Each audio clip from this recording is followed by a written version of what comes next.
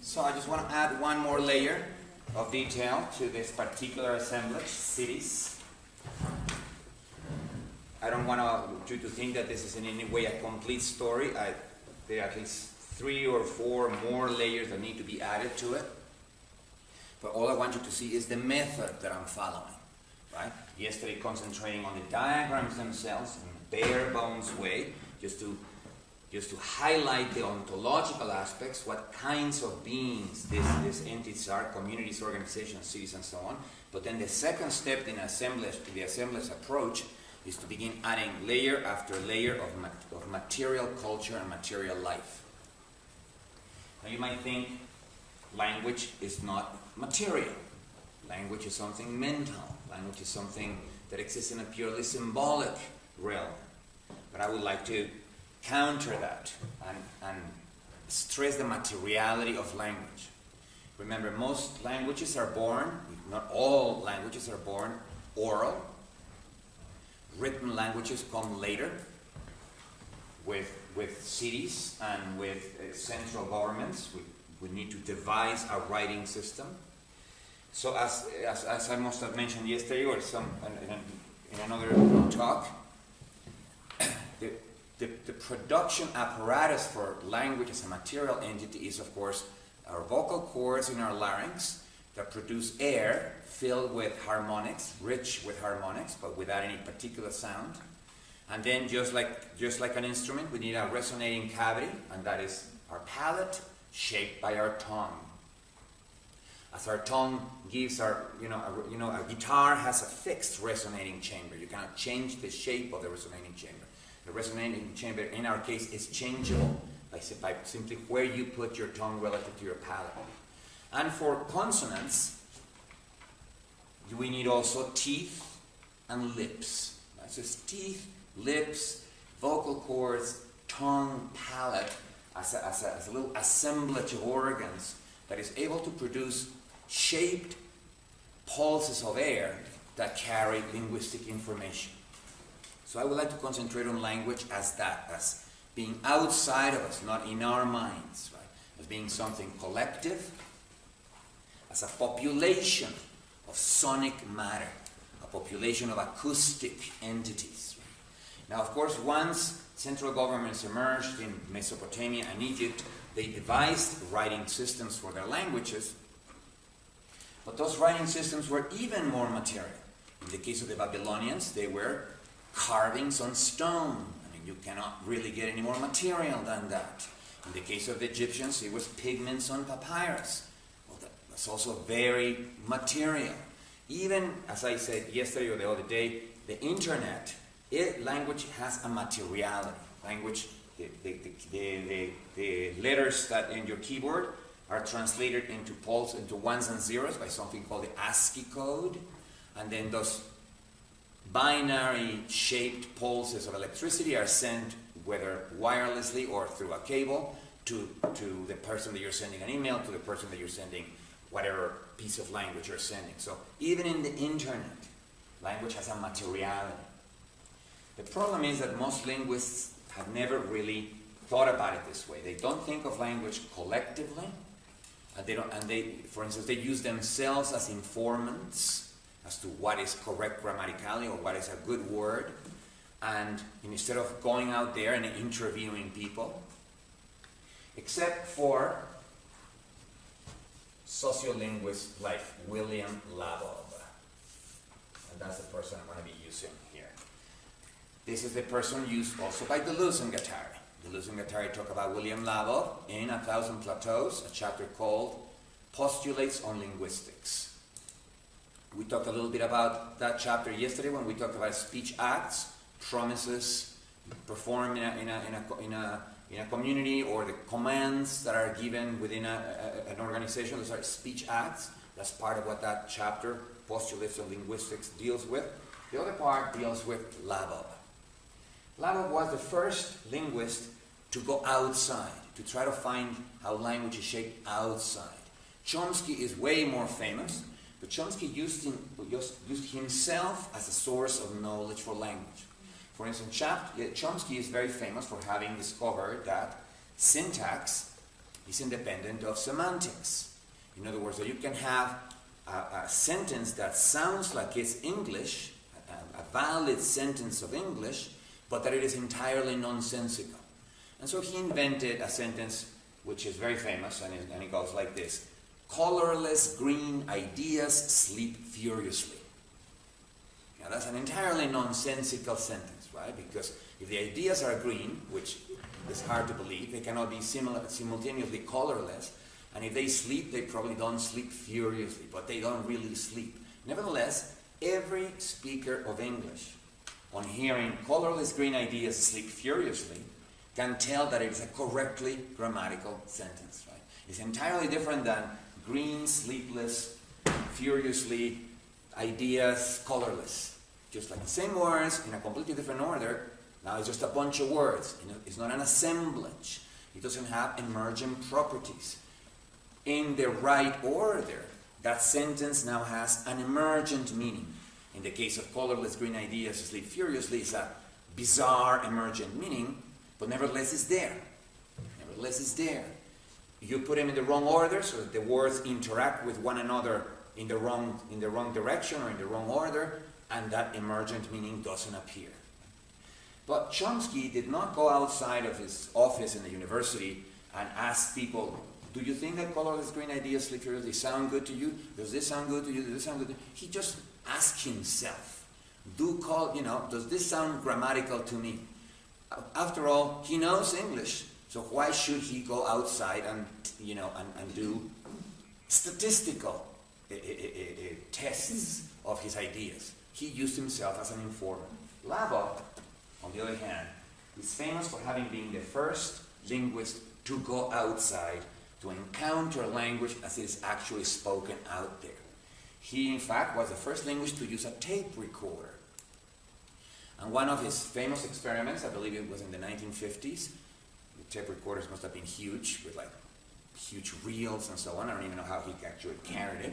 But he chose 3 department stores: Saks, Fifth Avenue for upper class people, Macy's for middle class people, and I believe it was Woolworths for lower class people or working class people. And went there with the tape recorder just to record interactions between the salespeople and the customers, knowing that the customers would have different class extraction. And then he recorded a lot of sounds. He gathered a lot of this acoustic materials and went back to his office, began analyzing it, and he discovered that there were subtle differences, but real differences in the languages of the upper class. They were all speaking English, but there were subtle differences in the language of the upper class, subtle differences in accents, subtle differences in vocabulary choice, subtle differences in the way in which they articulate their sentences. They would never split infinitives, for instance, and obey every single one of those rules to the last point. Middle class people were different. Sometimes they would split infinitives, sometimes they would articulate sentences in slightly incorrect ways. The sounds were slightly different, and the same thing with working class people. So for the first time, he gathered evidence that language is not monolithic, that you cannot study English as if it was some reified generality, right? That there are Englishes, and that there's a population of Englishes out there, right? A population of English is divided by class, a population of English is divided by ethnicity. As we will see in a second, Black English, Jamaican English, or Haitian French, the French spoken in Haiti, are new languages. As Labov showed a long time ago, they are not broken forms of English. They are entire new languages that were born in slave plantations through a dull process of pidginization, or simplification of a language. I'm going to get to that eventually. And then a re-enrichment of the language via a process called creolization, in which we now create a new language. So Black English is another form of English in the United States, and it may have also variants in the United States. So we're talking about Englishes, right? Which is the way of the assemblage approach. Always populations, always collectivities. We always want to know how the variation, the inevitable variation, will be distributed. How is it distributed by class? How is it distributed by ethnicity? How is it distributed by geography? Right? You never want to think about English as some kind of monolithic entity. Chomsky's approach, unfortunately, leads exactly to that. Laval's approach is the approach of a street linguist, someone who goes out there and checks out living language. So, we're going back to the period of time that we're talking about here. I'm going to redraw my little curve here. 1300, 1500, 1800. And let's try to see how urbanization, how the speed at which towns were becoming larger towns, these speeds of becomings, these rates of change that we've been talking about throughout the class, how they affected the evolution of these languages, of these multiplicities of dialects. Right? Let's begin with, there's two branches of Indo-European languages. Let's begin with the branch to which French, Spanish, Latin, and so on belong. And then we'll move on to English. And I'm right now actually moving down a little bit here in the history. I need to kind of rewind a little bit before going into the main subject. At the end of the Roman Empire, this point here, say 500 AD, this was the situation, the linguistic situation in Europe. Rome had conquered large amounts of Europe, including parts of England, and had Latinized those masses, meaning it had imposed its own language on them. Germanic-speaking peoples were, of course, not Latinized. Those were the ones who would eventually invade England and bring German, different forms of German, Anglos, Saxons, Jutes, and so on, different dialects of German, from which English would eventually evolve. And of course, it was those guys also who brought down the Roman Empire, eventually pushed, by the way, by the nomads from the central steppes, which were moving in this direction. So it was a kind of domino effect, with the nomads pushing the Germanic barbarians, the barbarians then, bursting through the doors of the empire and bringing it down. But we're not right now just talking about language exclusively. For as long as Rome was Rome, Latin varied from regions in what eventually would become France, regions in what eventually would become Spain, regions that were like, in Switzerland, but the variation was kept in check. Was kept in check by enforcement. Right? The Romans not only built roads to all those towns that they dominated, they had officials, they had soldiers, and if you wanted to deal with those officials and soldiers, you had to speak the Latin of Rome. So for as long as Rome dominated this area, people had to basically, there was variation in their languages, but the variation was centripetal. Right? It was kept in check by the authorities. It was kept in check by enforcement. The moment the Roman Empire falls, all that enforcement goes away, and all those different towns all around this area begin diverging from each other in their Latin. They don't notice it because transportation is so slow that they cannot really notice it, but nevertheless, Latin started to become many forms of different languages in those 500 years. There were in fact two forms of Latin. Written Latin, that had been preserved in books by antiquarians, like books of Cicero and books of a variety of Roman writers that had been preserved, but precisely because it was preserved from books with zero variation, it was sterile. Remember what we said yesterday about evolution. If the population of replicators is homogeneous, if there is no variation, there is no evolution, for a very simple reason. The filter has nothing to filter. It's only when there is variation that you can favor certain variants over other variants, but the moment there are no variants, the moment it's everything exactly the same, the filter just becomes nothing. It cannot do anything, right? So variation is the fuel of evolution. Any language which is kept homogeneous, which is kept uniform by whatever means, is sterile. It doesn't give birth to new languages, right? Vulgar Latin, which didn't have a written system for a long time, the Latin of the masses over here, on the other hand, gave birth to 25 different forms of spoken Latin, several forms of Hispano-Romance, not only Castilian, which is the one that eventually won, but of course Catalan, the form of Hispano-Romance that eventually became Portuguese, and then two very prestigious forms of Spanish from the cities of León and Aragon, from the regions of León and Aragon. So different cities began having their different dialects. Right? The same thing with Franco-Romances. There was Francien, as we today call the dialect of Paris, but there was also the dialect of Lyon. There were several forms of Provençal. The Normans in the north of France spoke their own form of French. So there were 5 or 6 or 7 different forms of French. And of course there were a bunch of Italo-Romances. Florence had its own dialect, Tuscan. Venice had its own dialect, Venetian. Milan had its own dialect, Milanese, and so on for every city-state in Italy. So the variation that had been kept centripetal all of a sudden exploded and became centrifugal. And all kinds of new languages were being born now. No one was noticing because everybody thought they were speaking Latin. It's a similar situation with Arabic today.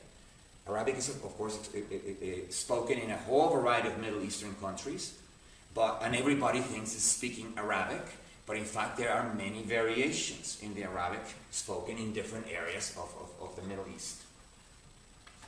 Then came Charlemagne, who was the first king, French king, who tried unsuccessfully to put the Roman Empire back together around the 800s.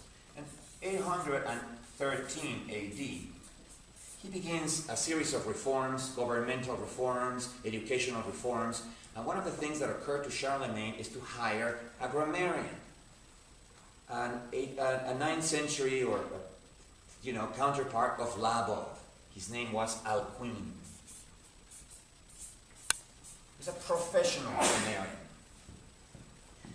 And Charlemagne told Alcuin, hey, I want you to go out there on the streets, walk around among the people and come back and tell me what's the state of language out there. Because, I am in my castle. In the court, of course, they all spoke written Latin, which had been given by the Charlemagnean reforms, a spoken version. Right? Part of the reform, written Latin was, of course, written, but it was given a sound form because you had to give mass in written Latin, that is, in prestigious Latin. So, a part of what Charlemagne did is to give sounds to this written Latin.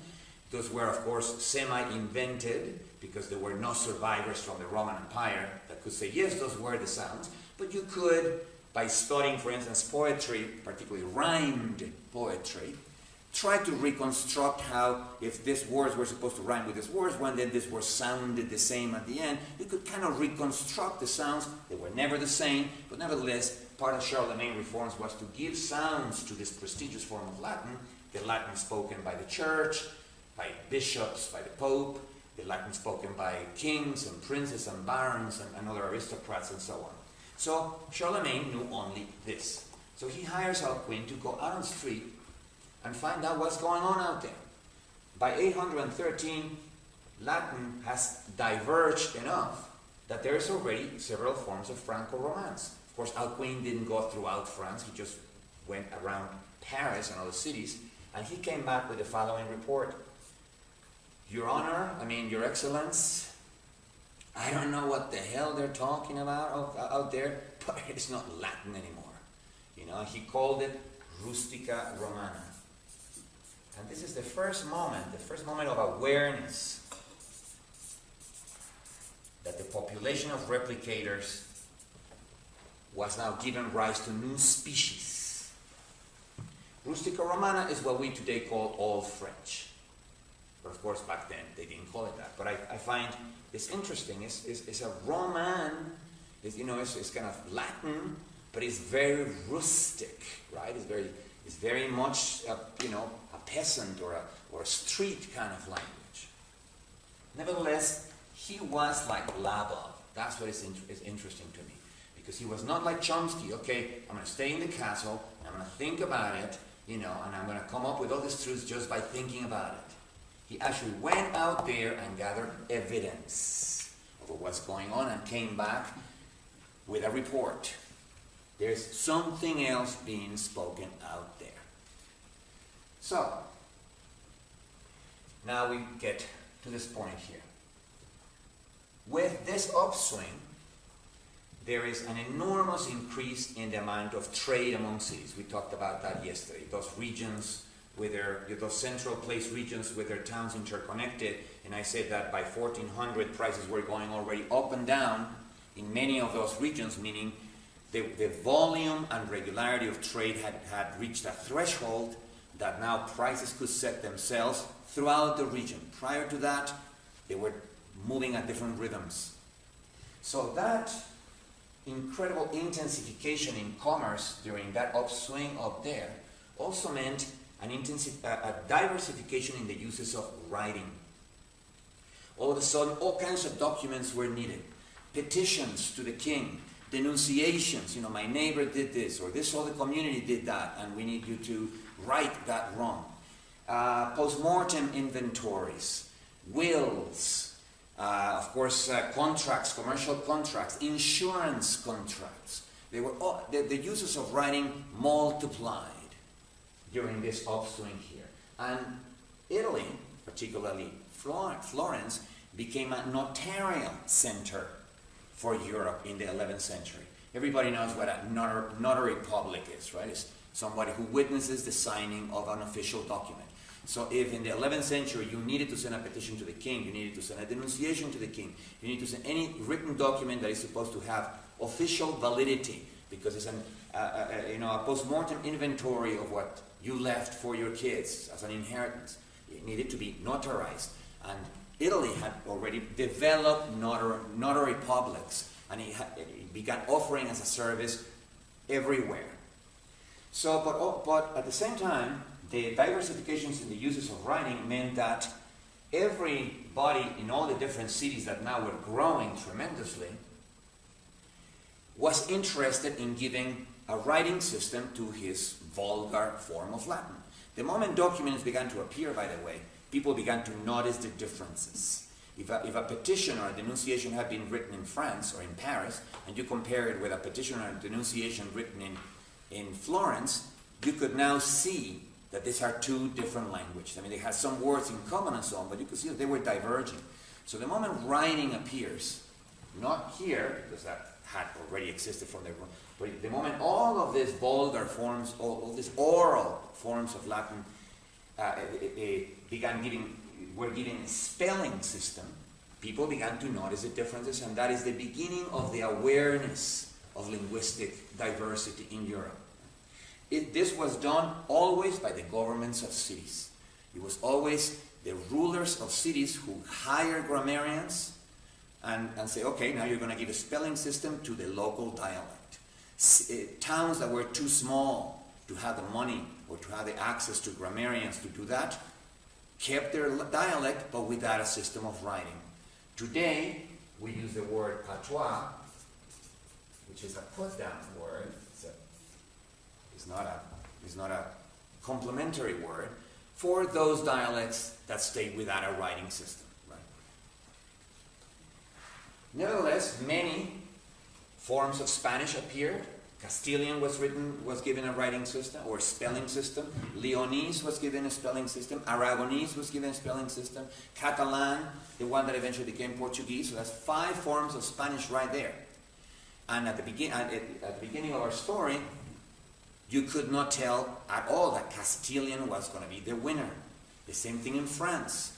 There was the dialect of Paris, the dialect of Lyon, different forms of Provençal, Norman. And at the beginning, you could not tell in advance that it was going to be the dialect of Paris that eventually would become Standard French. And the same thing for Italy.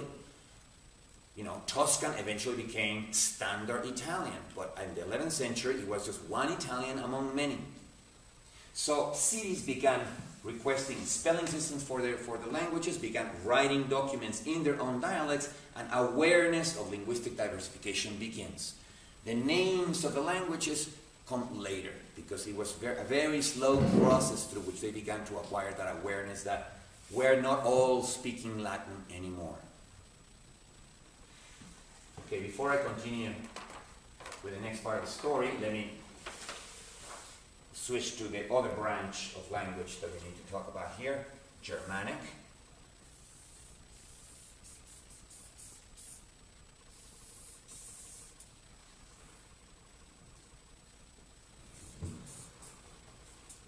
So right after the fall of the Roman Empire,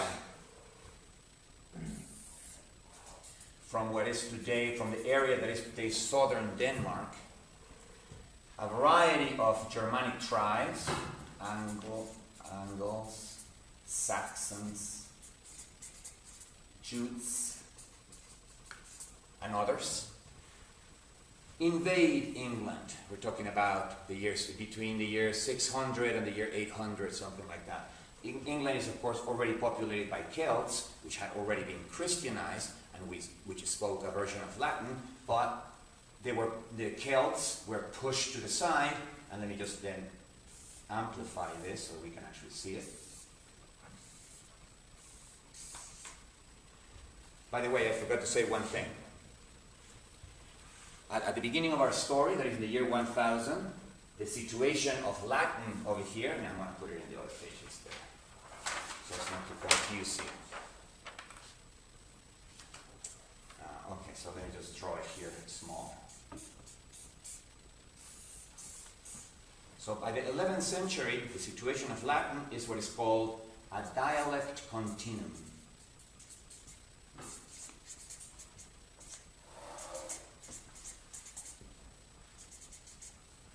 Francian, Norman, Provençal, Castilian, Catalan, Leonese, Aragonese, Portuguese, different forms of Franco-Italian, different forms of Hispano-Francese, all the way to Italy, Tuscan, a bunch of overlapping areas with different dialects, but with enough overlap that it was a continuum.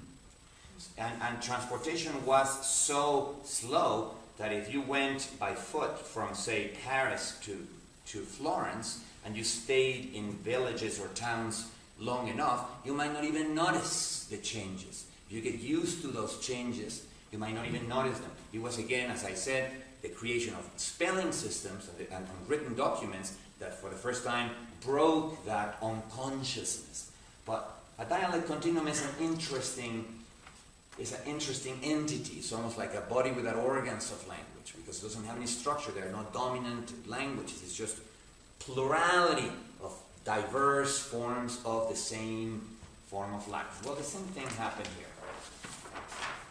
The Angles, the Saxons, the Jutes brought not German, because there was no such thing as German. There was a variety of Germanic dialects, and each one brought its own variety. So, say by the year 1000, what we had the situation in England was a dialect continuum, but a dialect continuum of, not of Latin, but of Germanic dialects.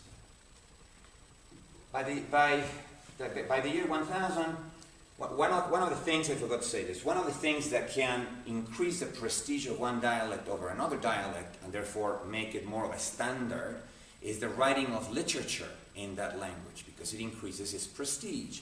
So when Dante, the Petrarca, and Boccaccio used Tuscan, the dialect of Florence, to write their literature, they immediately injected prestige into Tuscan, and they created a little bit of a feedback loop. If you're a young writer and you want to imitate your masters, well, you're going to write in Tuscan. It doesn't really matter what your original dialect was, right? So the same thing happened here. What we today call West Saxon, which wasn't called West Saxon back then, had been used to create the Beowulf, which was the first piece of literature written in that dialect. So by the year 1000, if you were an observer of the island of England, you would say that's the language that's going to become dominant now. You know, it has one work of literature, but as people begin writing more literature, they will choose that particular dialect. Is going to go up and is going to opaque or throw the rest of the languages into the background. Unfortunately, for the Germans, the Normans, French-speaking Normans, not Parisian-speaking Normans, because they spoke their own French, but nevertheless it certainly was not English, invade England in the most barbaric way, and in 1066, the Battle of Hastings, conquer the island.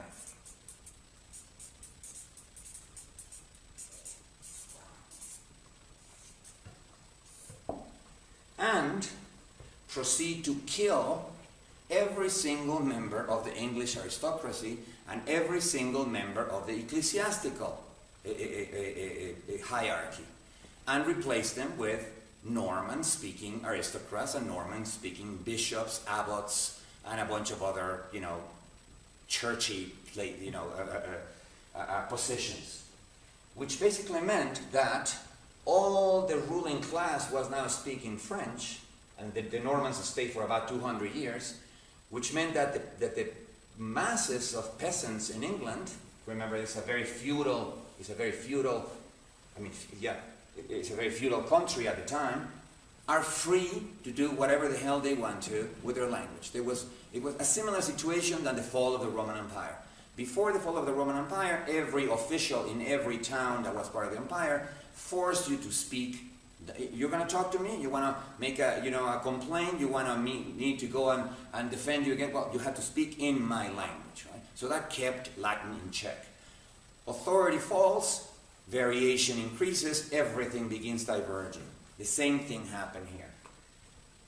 West Saxon was in ascendance, was becoming the authoritarian, so to speak, language that was going to diminish the amount of variation, and it was going to create a dominant dialect.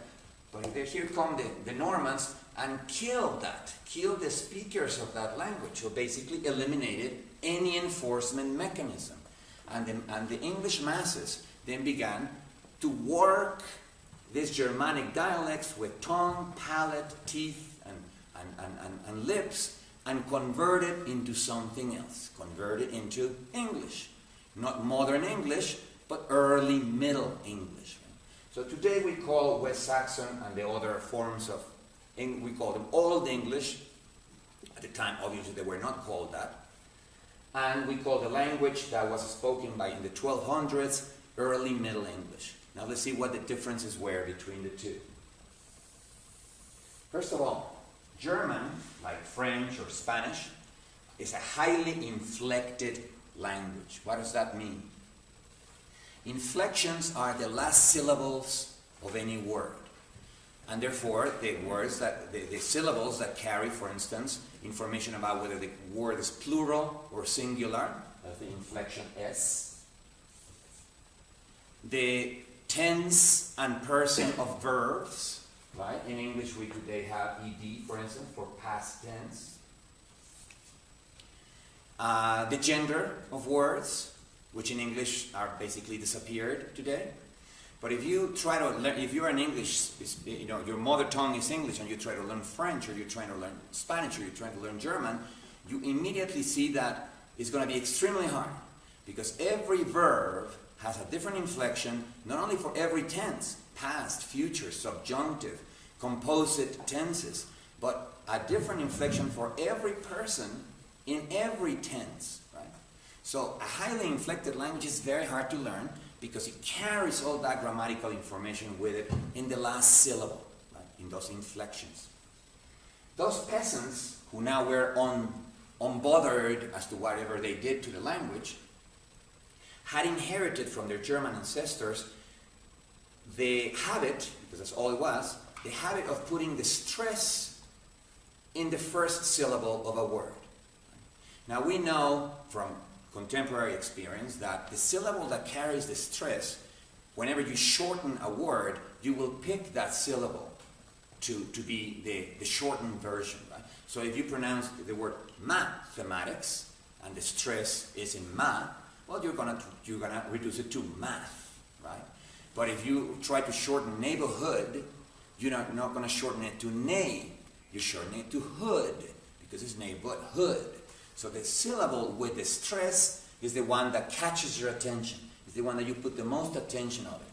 So if the peasants of England had inherited from the Germans the habit, it was not anything else than a tendency a tendency to always put the stress in the root syllable, in the very first syllable, attention began drifting away from the last syllable, which were the inflections. So a process that we call today clipping began to take place in those 200 years. In a very non-metaphorical sense, inflections were eroded away from the population of acoustic matter. Right? We're talking now about the materiality of language. Well, those inflections were clipped, were cut, but more precisely, were eroded away, just like there's erosion of rocks, right? Because it's not as if this had been a conscious process. It's not as if, some English peasant had woke up one day and told his son, hey, I feel like clipping myself a couple of inflections today. Why do you think we clip today? They not even notice this. 200 years, if they got married at 15 years old, say, is about 12 generations. 12 generations is enough for a process to be entirely unconscious and yet real, because the day-to-day clipping, the day-to-day stressing the root syllable was necessary. So at the end, English emerges by the 1200s with only a few inflections left. The ing for the gerund, ed for the past tense, s for plurals in certain words, and that's it. All of the other inflections are gone. There are no inflections, particularly if you compare it with German, particularly if you compare it with Old English. Where are all the inflections gone? They were all eroded away over those 200 years. Now, if you erode the inflections away, you're losing all this grammatical information. You're losing grammatical information about tense. You're losing grammatical information about person. You're losing grammatical information about gender. So then something else has to give. Word order needs to become fixed. So that now you know what the subject of the sentence is a noun. Oh, there's another one, of course, is the Y, with which you make adjectives out of nouns, or you make adverbs out of verbs, right? But there are only a few, as opposed to 200 or 300, right? So you lose the inflections, you need to fix the word order, because now word order is going to carry most of the grammatical information. That way you don't have to be figuring out, is that a noun, is that a verb? You know that it occurs as a subject of a sentence, well, it must be a noun, or at least a nominalized sentence or phrase. You know that the middle is going to be a verb, and then you know that it's going to be, at the end, the object of the verb. Right? Today, this is not something that is obligatory, but it is a tendency. We tend to speak in English with sentences which have that order. Very few people get away with changing the order. They need to be very short and green, like Yoda. Right? Yoda won't say, may the force be with you. No. He has to say, with you, may the force be. Right? As if somehow that was like different. But if you think about it, it does sound wiser, right? Because he's changing the order. Well, that's just a kind of unconscious response that we have to the fact that it's, we're accustomed now to a fixed word order, and so a wise little green guy, would be able to alter it. You can understand Yoda when he talks, when he says, with you may the force be. It's not as if, what the hell is that? Colorless green ideas sleep furiously. But sounds weird. And sounds weird because the word order was fixed in those 200 years. So by the time the English kick out the Normans, about 1240, 1250, they rediscover their language. They now don't want to speak French anymore. They go to their masses to see what language is being spoken, and it's an experience like that of Alcuin. They are not speaking the language of the Beowulf anymore. This is not West Saxon anymore. This is early Middle English. It's an entirely different language. Now, the story is nice because, number one, it's bloody, right? In order for this to happen, all those aristocrats, all those bishops, all those archbishops, all those abbots had to be killed. You did not go there and convince them to speak another language. You go there and eliminated the speakers materially, right? And then by eliminating people that enforce the norms of language, then you leave an entire population of peasants reinventing a language in a more or less unconscious way. Right? So I say that these two episodes that I just gave you, precisely because they, in other words, in both episodes, when the variation is low, because there's a lot of enforcement, languages don't evolve. The moment you withdraw enforcement and variation increases, languages begin to diverge and new languages begin to be born. So I would argue that that is evidence for the fact that language is something that exists outside of our heads.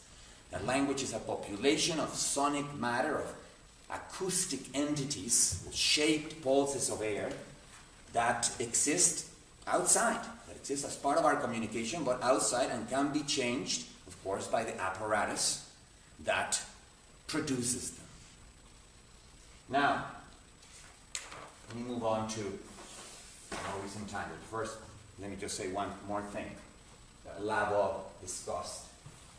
One of the early mysteries that Labov set out to answer was, why is it that when you go to England today, you still find, in addition to standard English, the English of London, you still find all kinds of dialects, versions of Welsh, versions of Scottish, and so on, despite the fact that, you know, there's radio now, right? The BBC, the Voice of London, which has been broadcasted over that territory for 100 years. You would think that that would have already erased all those other dialects. Well, if you hear the Voice of London constantly in your radio, well, you are going to end up speaking like that. And yet, Labov has shown, and many other linguists have shown, that England still has 20, 25 different dialects, which are live versions of English. They are not standard English, they are live versions of those Englishes that evolved. And so Labov asked himself, why? Why is that possible? How did they resist the onslaught from the standard? And he answered in a very assemblage theory kind of way. It is communities with their local enforcement capabilities via ridicule and ostracism, and their ability to store reputations that keep a dialect alive, as long as that dialect is not only a means of communication, but it's also a badge of identity of that community. Now think about it this way. Imagine a small town in England. It doesn't matter where you imagine it, as long as it's not near London, and it has a very thick accent or a very peculiar accent. And one of the inhabitants of the town sends his son to a university in London. So he sends the son to college in London, right? And the son picks up the fancy London accent and comes back one day after college. The daddy is in the bar or in the pub, right, having some beers with his friends. Here comes the son and starts talking to his dad in his new fancy London accent. Hey, Dad, this and that. I cannot even do a fancy London accent. I need to work on my impressions here. But using that accent in front of everybody else in the pub. Now, what do you think the people in the pub are going to think? Number one, wow, what a fancy accent. I need to send my daughter to that university because I want her to speak like that. Or two, what an idiot. Jesus Christ, who does he think he is, coming with his fancy accent to our pub? He doesn't belong to this community anymore. He speaks like that, he's not one of us. So, one or two. Door number two, that's right. What an idiot. Who does he think he is? Now, because of that, people who are born in a dialect speaking town and go to a university in a large city perform what Labov calls code switching. They learn the new accent, and they use it when they go to job interviews, because you go to job interviews and you use your funky English, and they are going to immediately look at you like you are unfit for the job, right? So you switch to your London accent. You switch to your London accent when talking to a judge. You know, if he's going to give you a sentence, you really want him to believe that you're a very educated London guy. You speak with that London accent when you speak to the police. But when you speak to people in your community, if you don't want to be ridiculed and ostracized, If you want to belong to that community, you're going to have to switch back to the language of that community. So communities as assemblages, with their emergent capacities to enforce local norms and their emergent capacities to store local reputations, act as a means to preserve dialects. And that is the response that Landa gave to the mystery of how is it possible that these dialects still survive despite the fact that there's radio, there's tourism, there's all kinds of literature now written in London, in London's grammar, with London's syntax and so on. Well, communities. Communities use language as a badge of identity, and it's part of what belonging to a tightly knit community anyway is. The middle classes, on the other hand,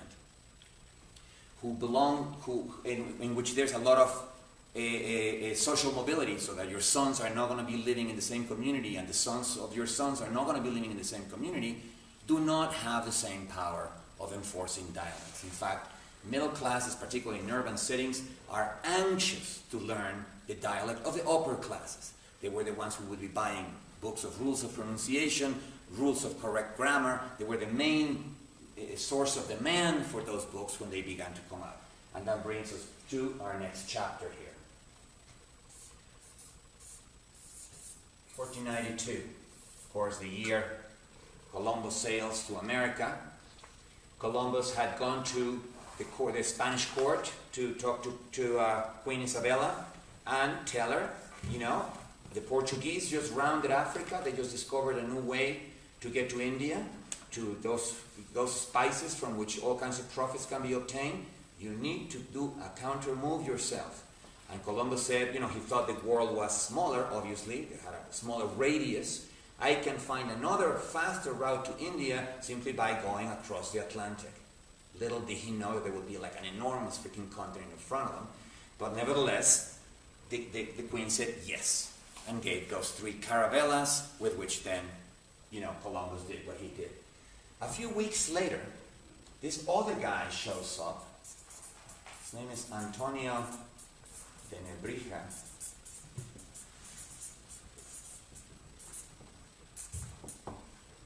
With a completely different project, but similar in its intent. And he says to the Queen, you just sent Columbus to extend your empire to other lands where you're going to get all these natural resources, all this gold, all this silver. What I'm offering you, he brought a book that he called Artificial Castilian.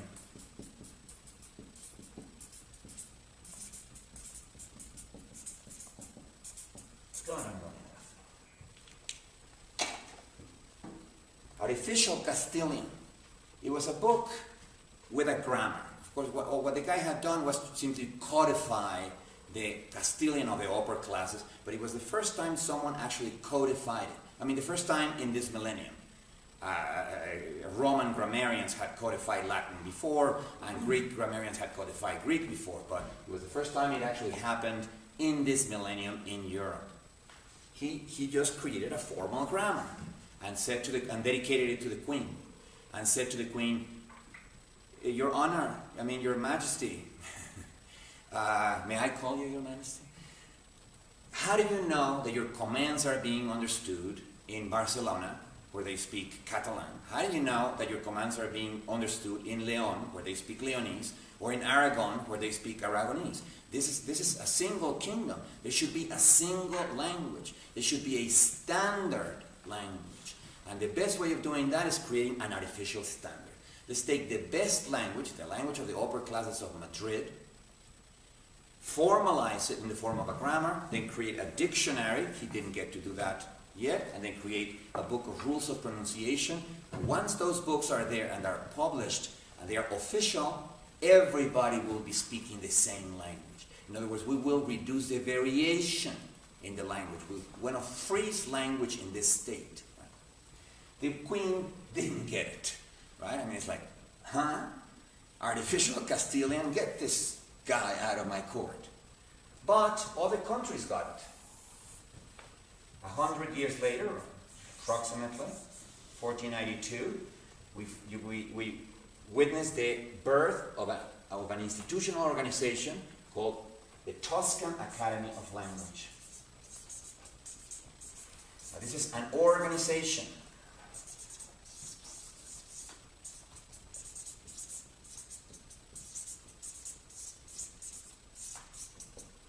in 1637, the French Academy. I'm just going to put Academy. And I can't, you're going to forgive me, I can't remember the exact date for the Spanish Academy of Language. It's 1718, something like that. But it's in the 1700s already, and it's the Spanish Academy of Language, which still exists. All of this still exists. These were organizations staffed by professional grammarians and professional linguists. And when you read the minutes, the memos or the reports from their meetings, you can see that they are aware of what they're doing. I read a few documents written by the French Academy of Language in the 1640s, and they are saying things like, if we don't freeze French right now, people 300 years from now are not going to be able to read the literature that we're producing right now. I mean, look at what happened to Latin. It began to diverge like crazy. How do we know that French is not going to diverge like crazy and no one is going to be able to understand those works of art? We have to freeze language. And how do you freeze language? You eliminate the variation. So they were perfectly aware that variation produces evolution. Variation produces becomings. Variations produces change. Right? And they set out to freeze language in its current form by publishing grammars, formal grammar of Italian, formal grammar of French, formal grammar of Spanish, publishing official dictionaries. If a word is not in the official dictionary, then it's not a word of French. It's not a word of Castilian. It's not a word of Tuscan. Period. And rules of pronunciation, rules of correct pronunciation. That way they tackle the three layers of replicators that language has. Language replicates itself at the level of its sounds, that is its vowels and consonants, its phonemes. It replicates itself at the level of its words, that is at the level of semantics. And it replicates itself at the level of its grammatical patterns, that is at the level of its syntax. Each one of those three levels can change on its own. And each one of these three levels can have different rates of change. So sometimes the sounds of a language are changing really fast, while the semantic content remains relatively stable and the syntactic patterns perhaps are completely fixed, and vice versa. The sounds might become fixed at a certain point in history, and then the vocabulary begins changing rapidly due to the influence of the media, due to the influence of journalism, headlines and the new kind of words that they coin and so on. And syntax may also begin changing in another way. But there are three separate layers with its own rates of changing, its own speeds of becoming. They had to freeze all three. Formal grammars for syntax, official dictionaries for semantics, rules of correct pronunciation for phonetics. And they published them, and they are successful. And for the first time, standard French, standard Tuscan or standard Italian, and standard Spanish, standard Castilian are born. Now, the English didn't do that. And that is probably one of the reasons why English is more flexible. But of course, you don't need an academy for this to happen. If individuals with enough prestige publish a dictionary and everybody adopts that dictionary, like Dr. Johnson's dictionary or Webster's dictionary, then the exact same effect happens. And Dr. Johnson's dictionary had that effect in England. There is a story about in 19th century in Parliament, they were about to sign an act into law, and they discovered there was one word that was not in Dr. Johnson's vocabulary, and they threw away the law, right? I mean, that's how authoritative and authoritarian that dictionary became. So the English did not have an academy, but they did have these linguistic engineering devices that we call dictionaries, that we call formal grammars, that we call rules of pronunciation. Now, these standard languages, which are of course the ones that we speak today, we speak standard English. Sometimes we might sneak in a few slang words here and there, but when we write our papers for school and when we talk to our teachers and so on, we're speaking in standard English. I speak in standard Castilian, as much as I hate to admit it. And we tend to believe that that is the essence of Castilian, the essence of French, the essence of English. This is correct English, man. This is what English is. All the things are broken English, or broken Spanish, or broken French. But of course, that is not true. We're speaking an artificially frozen version of a language. We're speaking an artificial language.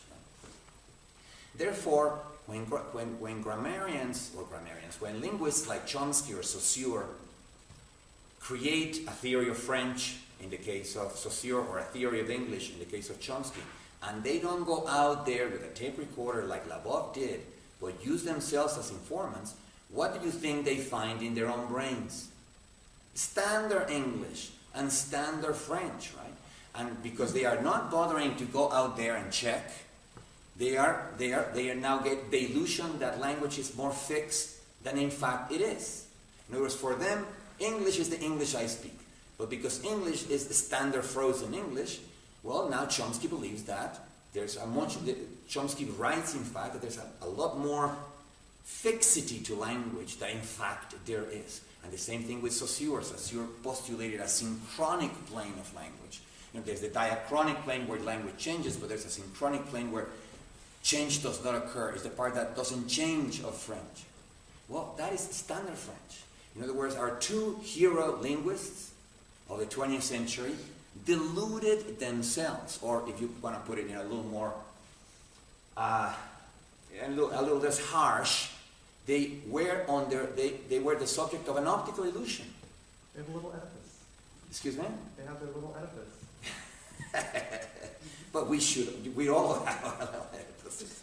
It was an optical illusion. If you don't do like Labov and go out with a tape recorder to record variation, you're going to see a language that has artificially frozen, and then you see more fixity that there is. Right? Hence, the fact that I switched to Labov, and hence the fact that Deleuze and Guattari switched to Labov. Right? They're constantly saying, why does Chomsky pretend not to understand this? That phrase occurs several times in A Thousand Plateaus.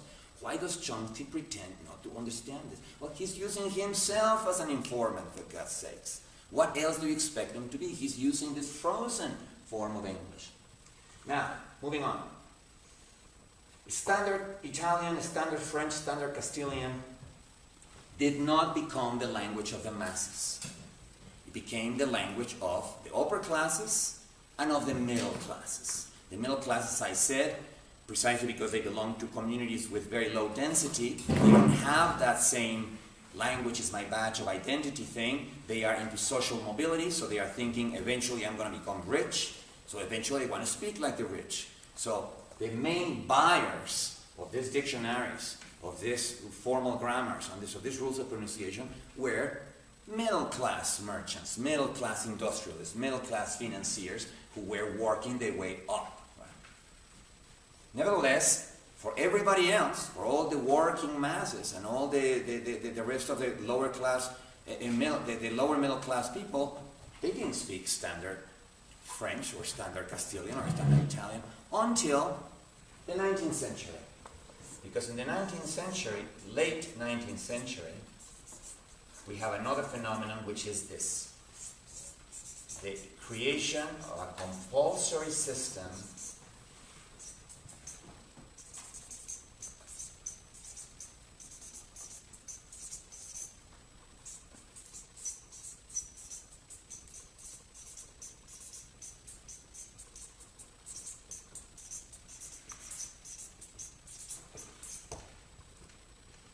when the French, the Americans, the British, the Germans invent obligatory primary education, they invent a system of education in the standard.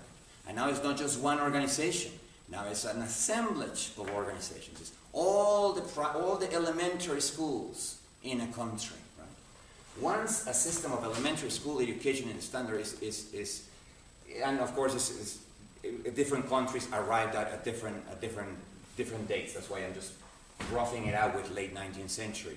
But this system did propagate the standard, because all of a sudden you had hundreds, if not thousands, of elementary schools teaching kids in the standard, so that the kids will almost never hear any other thing but the standard.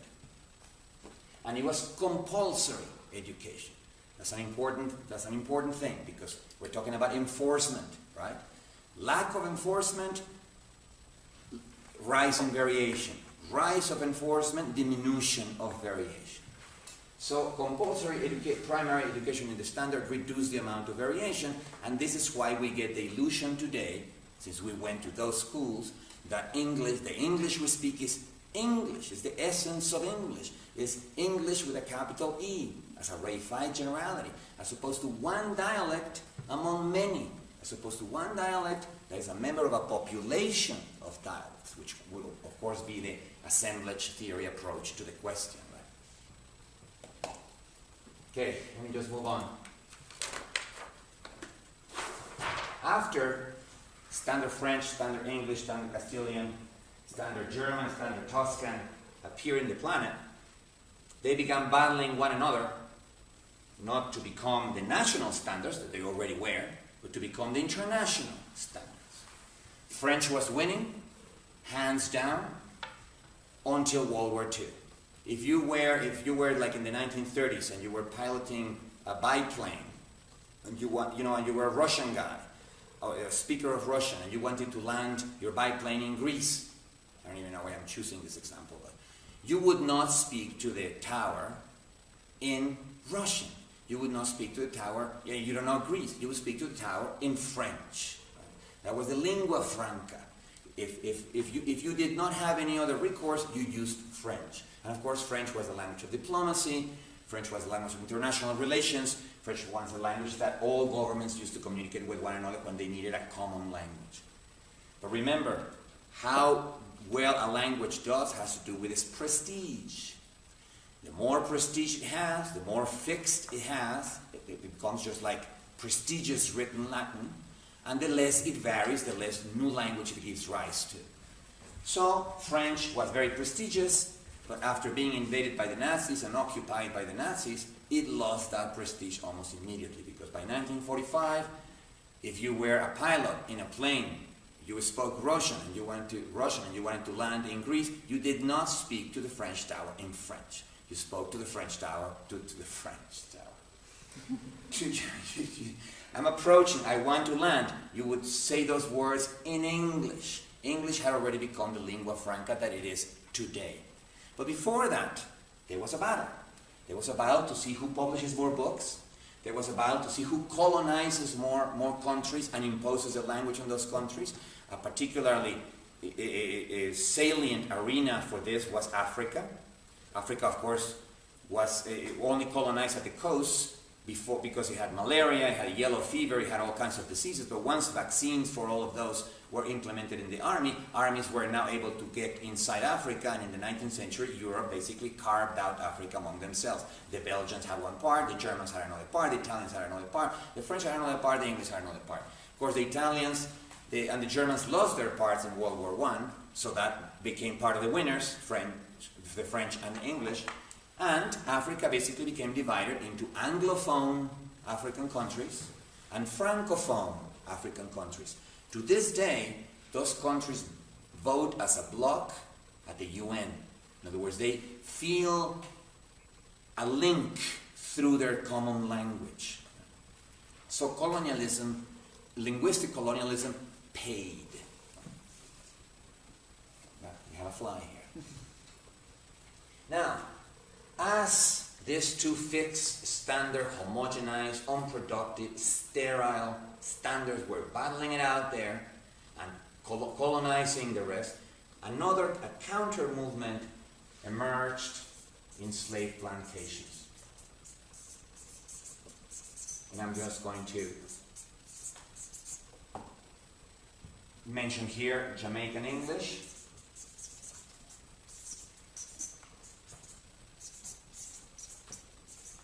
and Haitian French.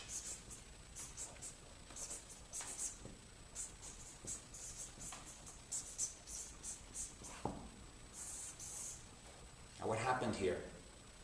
Well, first of all, Africa has the largest amount of linguistic variation that exists in the world. There's more languages in Africa, this is particularly true before Swahili it was created and became a lingua franca, that was towards the end of the 19th century.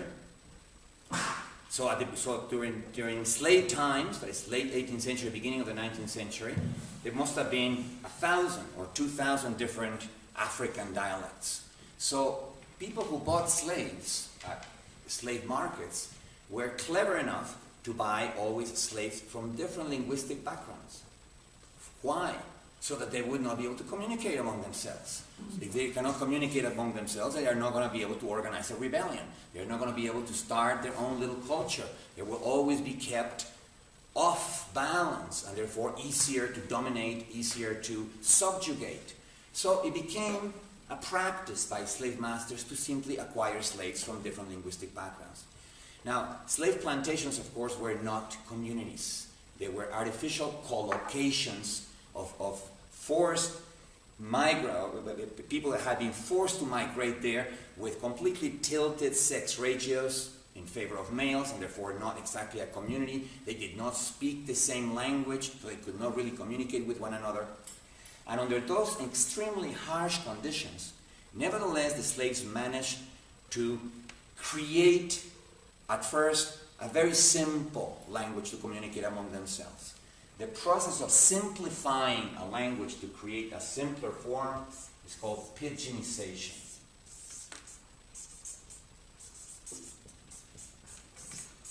Which simply means an extreme simplification.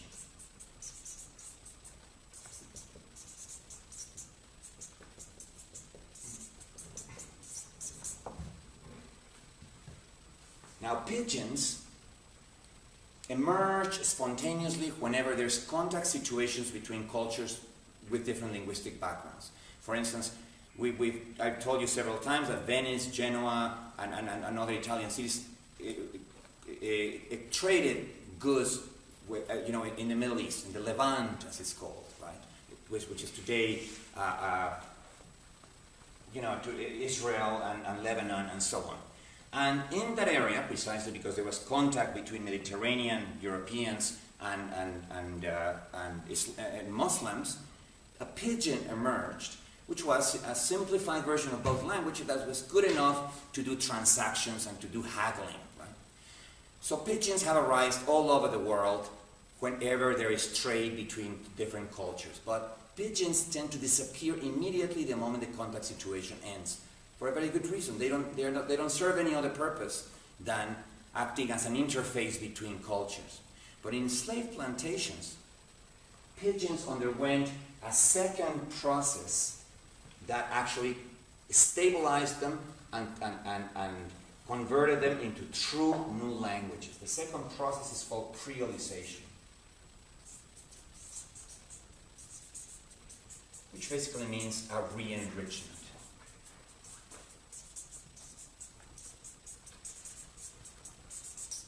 The re-enrichment can be done in a whole variety of ways. You can simply borrow terms from other cultures. One thesis that it applies only to Hawaiian Creole, it has not been proved for either Jamaica or Haiti, but there's some evidence that it actually occurred in Hawaii, is that, by the way, creolization occurs in the first or second generations of newly freed slaves. So pidginization occurs while they are still slaves, and it is a language that the master of the slaves would hear, and they would hear it as baby talk, as broken English, as bad English. You can see it from diaries of slave masters that say, oh, we heard the slaves trying to speak English in their own monkey way, or with put-downs. Today's linguists, when they see that process, they see a process of extreme creativity. This was not a pidgin English, is not a broken English. It's a process. It's an English that has been submitted to a process of simplification that is very precise, because it gets rid of redundant words. You're not just getting rid of words at random. You get rid of everything that's redundant and just keep the most basic, streamlined version of a language. Today we know that it is a highly creative process, and particularly when occurring in the situation of a slave plantation, when the last thing you have is time to be creative. Right? When those slaves are freed, the first two or three generations of newly freed slaves begin re-enriching that pidgin and convert it into an actual language. Jamaican English, African American English in the United States, which as Labov proved long time ago, way before the word eubonics was coined. He proved by analyzing his grammar that he has a perfectly rigorous grammar and a perfectly rigorous semantics and a perfectly rigorous phonetics, that it is not broken English, it is not a cheap form of English, it's a new language that was born the moment we re-injected variation into what had already become a sterile population of replicators. So just to give you an example from Hawaii, this expert on Hawaii, on Hawaiian Creole, claims that a large part of the re-enrichment that created that Creole was provided by the first 2 or 3 generations of kids, sons of slaves. Because as everybody knows, kids invent words when they are 4 years old, when they are 5 years old, when they are 6 years old, invent little private languages, change little words to play with them. They are very playful with language. When the parents are middle-class parents who want their kids to speak the standard, right, because they're going to go to school where they will speak the standard, you don't want them to sound inferior in any way, you correct them. No. That's a double negative. You're not supposed to use a double negative. No, you're splitting the infinitive. You're not supposed to split the infinitive, right? And the kids obey the parents and stick to the rule. So their inventions get lost. But the newly freed slaves didn't have that kind of attachment to the pidgin, didn't enforce the pidgin as it was supposed to be. So the kids were able to just add words, change certain grammatical patterns in different ways, add new sounds, and over 3 or 4 generations they created Hawaiian Creole. Now, we don't know if that is the case in Jamaica or in Haiti, because again we need empirical evidence for that. But something like that happened. By whatever means, they became re-enriched, and they are today full languages just like any other language. And that shows you again that however sterile a language has become due to artificial a homogenization, it can be re-injected with heterogeneity and begin giving birth to new languages again, even if it has to be in the extreme conditions of a slave plantation. Okay, guys, hopefully I made my point, right? And hopefully now you understand that I've been stressing the word different.